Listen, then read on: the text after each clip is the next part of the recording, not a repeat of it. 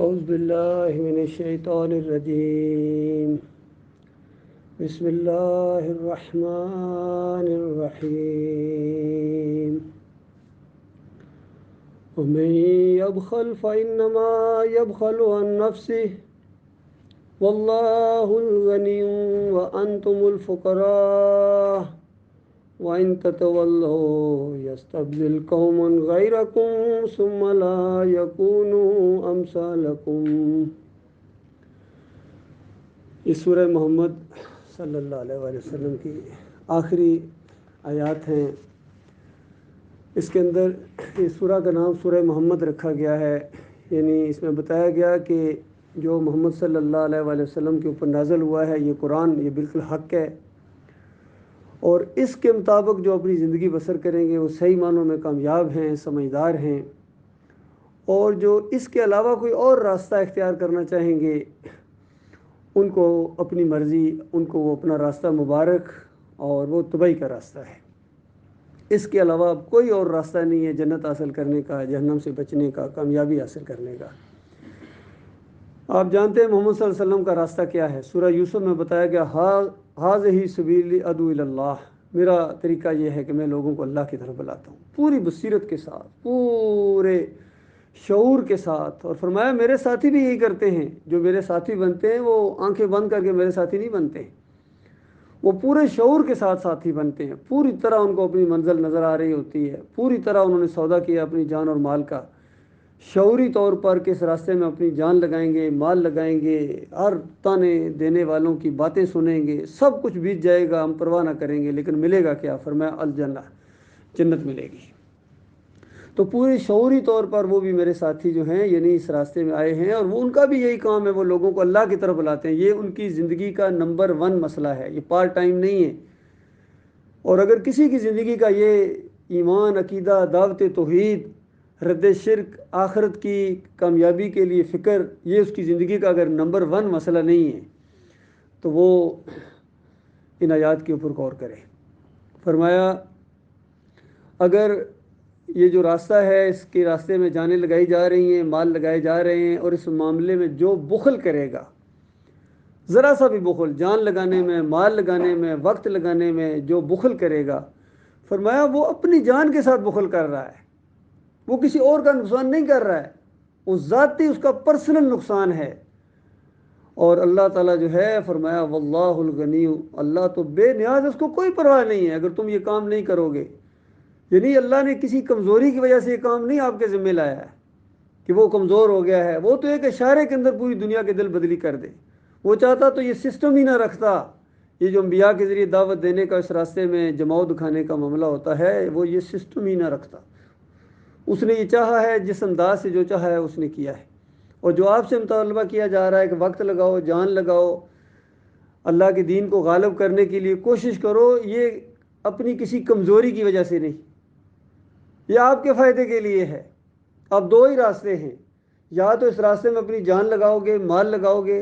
اللہ کے دین کے غالب کرنے کے لیے کچھ توانائی لگاؤ گے، تو اس کے بدلے میں آپ کو جنت ملے گی، جہنم سے بچا لیے جاؤ گے۔ اور اگر نہیں لگاؤ گے تو یاد رکھنا اللہ کا عذاب بالکل تیار کھڑا ہے۔ ان دونوں باتوں میں سے ایک چوائس اب آپ کی ہے، کام کریں گے تو جہنم سے بچیں گے، نہیں کام کریں گے تو اللہ سخت عذاب دے گا۔ وہ مالک ہے، وہ خالق ہے، تم اس کے غلام ہو، تم اس کے بندے ہو، اس نے تمہیں یہی حکم دیا ہے، مانو گے اپنا فائدہ کرو گے، نہیں مانو گے تو کسی اور کا نقصان نہیں کرو گے۔ فرمایا اللہ الغنی ہے وانتم الفقراء، اور تم محتاج ہو، تم ہو فقیر ہو اللہ تعالیٰ کے۔ اللہ تعالیٰ جو تم سے کچھ مانگ رہا ہے اس وجہ سے نہیں کہ اللہ کمزور ہو گیا ہے یا اللہ کو کچھ ضرورت پڑ گئی ہے تمہاری، نہ، یہ سوچ لو وَإِن تَتَوَلَّوْا، اور بالفرض تم یہ راستہ نہیں اختیار کرو گے، یہ بات نہیں مانو گے اپنے مالک اور خالق کی، پھر پتہ ہے کیا ہوگا؟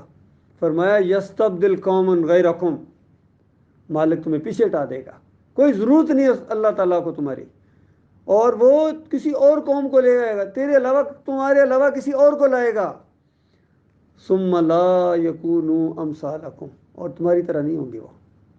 اس سورہ المائدہ کے اندر بھی بتایا کہ اگر دین کے تقاضے نہیں پورے کر سکتے ہو تو پیچھے ہٹ جاؤ، اللہ تعالیٰ ایسوں کو لائے گا جو اللہ سے محبت کریں گے، شدید محبت کریں گے، اللہ ان سے محبت کرے گا، اللہ کے راستے میں جہاد کریں گے، اور اس معاملے میں کسی کی پرواہ، کوئی چیز ان کے راستے میں حائل نہیں ہوگی، اس طرح اللہ سے شدید محبت کرنے والے ہوں گے۔ تو اللہ کے بندو یہ ہوا ہے، آج پوری زمین کے اوپر کفر شرک چھایا ہوا ہے، طاغوت دندنا رہا ہے، ہر طرف خدائیاں ہیں اللہ کے مقابلے میں، اور اللہ کا دین بالکل اس کا مغلوب، کہیں کسی جماعت کے اندر، کسی ملک کے اندر اللہ کا دین نظر نہیں آتا ہے۔ قرآن موجود ہے لیکن کسی جگہ قرآن کی حکمرانی نہیں ہے، اور نبی علیہ السلام کی حدیث موجود ہیں، پورا طریقہ موجود ہے، کوئی اس کے اوپر عمل کرنے والا نہیں ہے۔ لیکن اللہ بھی بے نیاز، اس کو کسی کی پرواہ نہیں ہے، جو کام کیا ہے کسی نے، اس نے اپنی جان کے لیے کیا ہے۔ اللہ کے فضل و کرم سے یہ ایک توحید کی دعوت اٹھی ہے ہمارے ملک سے، اور اس کی طرف کچھ لوگ متوجہ ہونا شروع ہو گئے ہیں، اور یہ آگے بڑی، ایک اجتماعیت کی شکل اختیار کر لی۔ پھر شیطان کا وار ہوا، شیطان کا سب سے بڑا ٹارگٹ یہی جماعت تھی، اور اس کے لیڈر کے اوپر اس نے اٹیک کیا ہے، اس کے عقیدے کے اندر خرابیاں لانے کے بعد پھر پوری جماعت کو اس نے مشرک بنا دیا، اللہ ماشاء اللہ۔ جن کو بچایا ہے ان کو اللہ نے بچایا ہے، اور جو پھنسے ہیں وہ اپنے خود ذمہ دار ہیں۔ الحمدللہ اسی مشن کو آگے بڑھانے کے لیے، اس کو جاری اور ساری رکھنے کے لیے ایک چھوٹی سی کوشش کی گئی ہے۔ یہ کل پاکستان دعوت اللہ کا پروگرام تھا، پچھلے مہینے میں 15 روزہ آغاز اس کا ہوا کراچی سے۔ الحمدللہ ہمارے ساتھی وہاں بیٹھے ہوئے اور 2 دن وہاں رکے، کچھ باہمی ملاقاتیں بھی ہوئیں اور دعوت اللہ کے پروگرام ہوئے ماشاءاللہ وہاں صدر کے اندر، اور جہاں بھی ہمیں موقع ملا ہے پھر وہاں سے چلے ہیں۔ خانپور میں رکے ہیں، وہاں کچھ ساتھی تھے ہمارے، علی پور میں، خانپور میں، وہاں رات کا قیام بھی کیا ہے، اور مضافات میں دعوت اللہ کے پروگرام ہوئے ہیں ماشاءاللہ۔ نئے لوگ بھی ساتھی بن رہے ہیں، اور کافی لوگوں میں جوش و خروش پایا جاتا ہے۔ اس دعوت کے ذریعے لوگوں میں ایک امید کی کرن پیدا ہوتی ہے، جو بالکل مایوسی کی ایک لہر چھائی ہوئی ہے پوری قوم کے اوپر، اس کا یہ توڑ ہے۔ اور پھر اس کے بعد حاصل پور میں آئے ہیں، وہاں باولپور کے قریب، وہاں بھی ہمارے ساتھی ہیں، وہاں دعوت اللہ کیا شہر میں، اور ان کے گھر میں درس کا پروگرام ہوا ہے، ان سب لوگوں کو انہوں نے بلایا ہوا تھا، اپنے رشتہ داروں کو بھی کہہ رہے تھے آدھوں کو بلایا، اگلی دفعہ انشاءاللہ سب کو بلائیں گے۔ اور چونکہ اس دعوت سے وہ متعارف تھے لیکن اب بکھرے ہوئے تھے اور اکیلے اکیلے تھے، تو انہوں نے کہا کہ اب دوبارہ ان کو اکٹھا کر کے کہ پھر اسی دعوت کو ہمیں شروع کرنا ہے، پھر اسی دعوت کو آگے بڑھانا ہے، پیچھے نہیں ہٹنا ہے۔ تو اس انداز سے لوگوں کے اندر ایک امید کی کرن پیدا ہوئی ہے۔ پھر وہاں سے میں مختصر بات کر رہا ہوں وقت کی کمی کی وجہ سے، پھر لاہور میں آئے ہیں، لاہور میں ہمارا مرکز ہے، ساتھی ہیں، اور لاہور میں 2 دن کا قیام تھا، لاہور رک کے پھر شیخو پورہ میں گئے ہیں، وہاں دعوت اللہ کے پروگرام ہوئے ہیں، اور قصور میں جا کے دعوت اللہ کے پروگرام ہوئے ہیں، خاص لاہور کے اندر بھی مختلف جگہوں کے اوپر دعوت اللہ کے پروگرام ہوئے ہیں۔ پھر وہاں سے ہم جی ٹی روڈ کے ذریعے راولپنڈی پہنچے ہیں، اور راولپنڈی قیام کر کے وہاں ہمارا مرکز ہے شمالی علاقہ جات کا، وہاں ہمارے ناظم ہیں عاطف زرینی صاحب، اور وہاں قیام کر کے وہاں سے ہم راولہ کوٹ گئے ہیں 1 دن کے لیے، وہاں دعوت اللہ کے پروگرام ہوئے، پھر واپس آئے، پھر ہم ادھر آگے گجر خان، وہاں جمعے کا دن تھا، جمعہ وہاں پڑھا ہے، ساتھیوں سے ملاقات ہوئی ہے، گجر خان میں دعوت اللہ کا پروگرام ہوا ہے، وہاں سے ہم سیدھے چکوال نکل گئے۔ راستے میں جتنی بستیاں آتی گئی ہم لٹریچر تقسیم کرتے گئے وہاں جہاں رک کے۔ پھر چکوال میں دعوت اللہ کا پروگرام ہوا ہے، وہاں ساتھی ہمارے کامران صاحب، ان کے گھر میں رات کو درس کا پروگرام تھا، انہوں نے لوگوں کو دعوت دی ہوئی تھی۔ اور پھر واپس ہم آ گئے ہیں راولپنڈی، وہاں سے پھر آگے اٹک ویسا، وہاں پروگرام تھا، اور وہاں سے ہم آگے چلے گئے، چونکہ ساتھی اس دن ذرا کم آئے تھے، وہاں کم تھے، تو ساتھیوں نے یہ مشورہ دیا کہ یہاں کے ہم کی بجائے ہم سیدھے آگے بٹ خیلہ وغیرہ جاتے ہیں، جہاں شمالی علاقہ جات اور یہ کے پی کے وہ علاقے ہیں،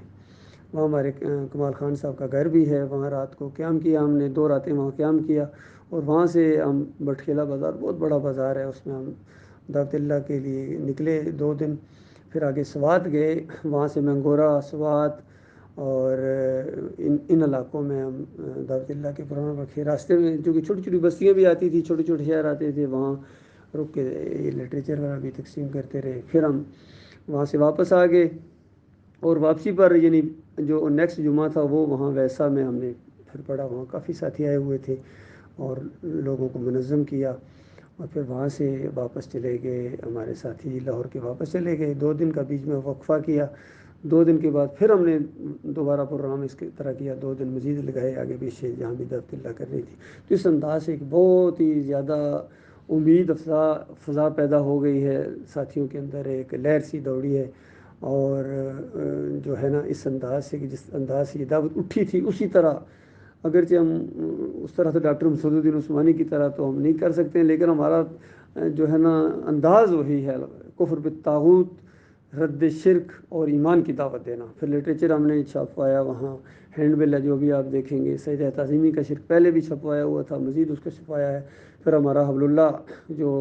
27 نمبر شمارہ سے ہم نے شروع کیا ہے، چونکہ اس سے پہلے جماعت نے 26 تک پرنٹ کیے ہوئے تھے، وہ بھی گویا ہمارے ہی ہیں، ہم نے جماعت کو نہیں چھوڑا، جنہوں نے چھوڑا انہوں نے چھوڑا ہے، ہم تو اسی کے اوپر قائم ہیں۔ ایک لمحے کے لیے بھی ہم اس جماعت سے نکلنا یا اس کو چھوڑنا اپنے لیے جہنم، یعنی جہنم میں گرنا ہم محسوس کرتے ہیں۔ یہی حدیثوں میں بھی اسی طریقے سے آتا ہے کہ جس نے ایمان اختیار کرنے کے بعد پھر دوبارہ کفر میں جانے کو ایسا سمجھا جیسے گویا آگ میں جانے کو۔ تو الحمدللہ ہم بالکل ہمارے مخلص ساتھی جمے ہوئے ہیں اور جمے رہیں گے انشاءاللہ، اللہ کی توفیق سے، خالص اللہ کی توفیق ہے اور اللہ سے بڑی امیدیں ہیں، کیونکہ اللہ تعالیٰ کے فیصلے نہ وسائل کے اوپر ہوتے ہیں نہ تعداد کے اوپر ہوتے ہیں۔ اور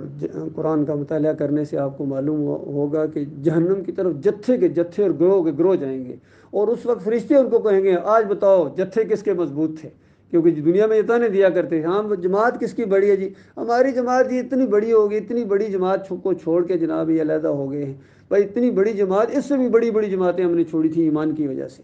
تو ایمانی کی وجہ سے تو آئے تھے۔ جب ایمان کے اندر تمہارے شرک آ گیا عقیدے کے اندر، تو ہم بڑی جماعت کو دیکھیں یا ایمان عقیدے کو دیکھیں؟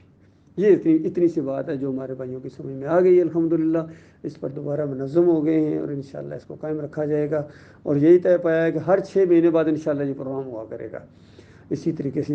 کیونکہ مختلف جگہوں پر کچھ لوگوں نے بہت ہی زیادہ اس کی پذیرائی کی، انہوں نے کہا اس دفعہ تو ہم نے ذرا کم لوگوں کو بلایا تھا، اگلی دفعہ جب آپ آئیں گے تو ہم اس سے زیادہ لوگوں کو اکٹھا کریں گے، درس دیں گے، ساتھ بھی چلیں گے آپ کے، اس طرح لوگوں کے جذبے ہیں۔